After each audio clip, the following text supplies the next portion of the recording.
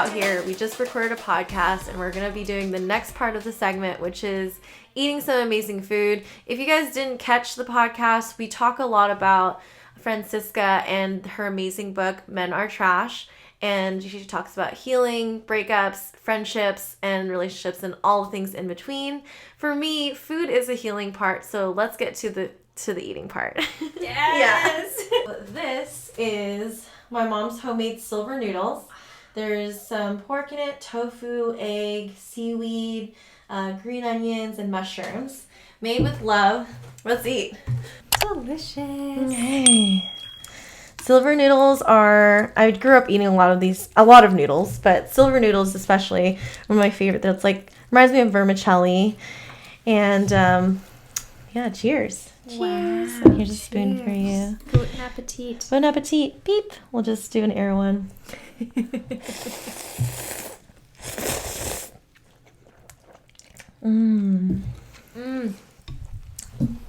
I love to cook, but I'm not very good at it. So this is like the perfect meal that you can just make with love. Yeah, it's quick, easy.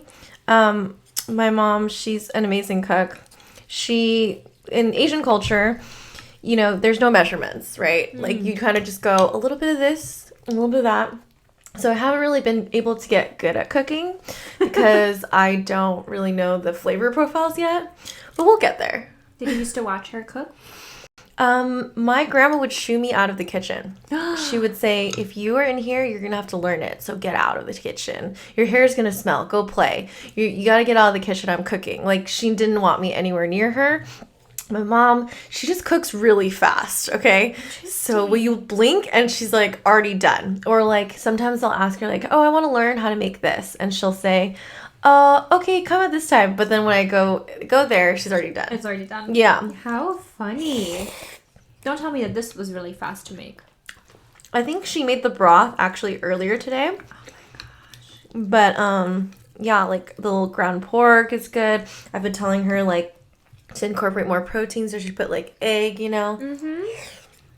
Staying healthy, nutritious meal. Oh Oh my gosh. What was your favorite meal growing up?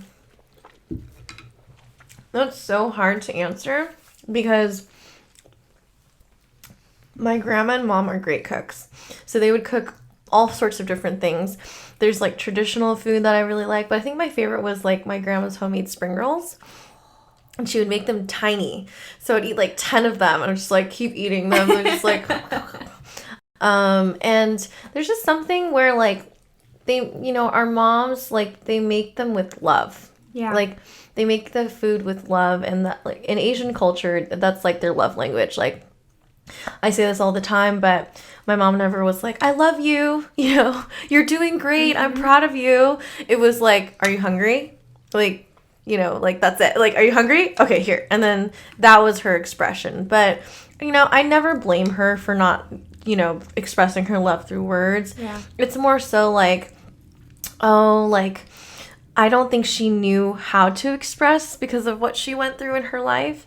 And I have to now be the example for her to do that. Yeah. I love that. It's so interesting, right? Because we all show love in a different way. Yeah. And it might mean drive safe, text me when you're home. Yep. And it might mean I love you. Like I tell my team every single day, I love you. Yeah. And they're like, you make me really uncomfortable. And I'm like, you know, You're like, too bad. They all know what it means, right? But just not everybody is as communicative about it. And then receiving the love in a way that you need it and communicating that, I think is again one of the things that we have to learn, right, as we go through it. But yeah, it's really interesting, like growing older and then learning and unlearning what your parents did, because of course, like so everybody does the best that they can.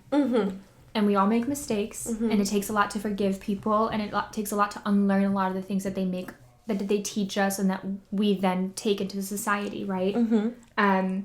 But I think at the end of the day, like we all need grace, we all need forgiveness, we all need that love, and food is one way to get there, right? And absolutely. I know that we talked about, you know, assimilating from, you know, moving from Germany at a young age. But did your parents ever make anything like traditionally German, like for you to eat? No. My parents can't cook at all. There's one dish though that my aunt made. I don't know if I think it might be like a German dish. It's like a cauliflower, like meatball creamy sauce kind of. Okay. Like sounds bomb. Looks really gross. Is like one of the best things. Of course, we have like schnitzel and spätzle and. What's that? It's like a thicker noodle. Oh. Yeah, it's like German stuff is very like stocky, like very like creamy and thicker. But of course, when you think about it, like the portions are a lot smaller and you're a lot more active, so it's a bit different, right? But yeah, I have a few like family members that are good cooks, but my mom is definitely not one of them. I love you, Mom, but she will say the same thing. Yeah, it's okay. She admits it. It's all good. I actually went to Germany one time for Oktoberfest. Oh my gosh. And it was so cool just seeing Germany, Munich. We actually also went to Dachau, which was pretty sad. Yeah, so Dachau is, I think, one of the first concentration camps there. And just being there was, like, pretty eerie. And I don't even know why I know why we decided to go there. I was like, let's go see, like, everything. Yeah. But it just felt, like, so sad to know, like, lots of people had, like, been tortured and like died there, but it, in contrast, Munich was such a beautiful city. We did a little bike tour, which was I think the best way to see it, and it's just so interesting. Like America's full of this like melting pot. Even like when you're from any which country for a little bit, you're still considered German. Yeah. Right? And I can also tell you have a little German accent. Do I? A little bit.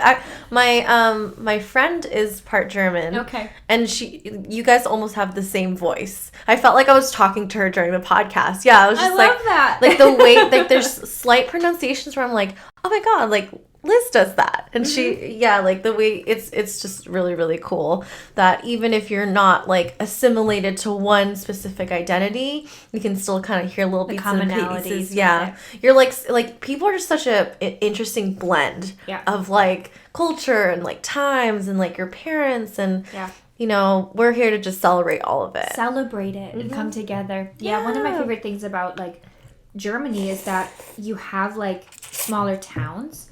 They get together a few times a year. We call them like Schützenfeste, which is basically like you all come together, they have their traditions, and you dance, and you drink, and you have a good time. And of course, for them, it is food and drinks. And then you get to be together. But of course, you have a past, right? That I think it's important to also take with you. For me, I've been to Bergen-Belsen. But I never knew, this is going to sound crazy, I never knew about Nazis. I never knew about the wars until I moved to the States. And when people were like, are you a Nazi? Like, what happened? And I was like, wait a second, what? Yeah, you're like, what's a Nazi? Because and they're like, what? Because, of course, like, the school is different. They teach you, by the time that I had been there in 7th grade, we didn't go over it, but, of course, later on, they probably would, right? But learning that and then figuring that out in the way that the society is created is very interesting. And, yeah, it's wild.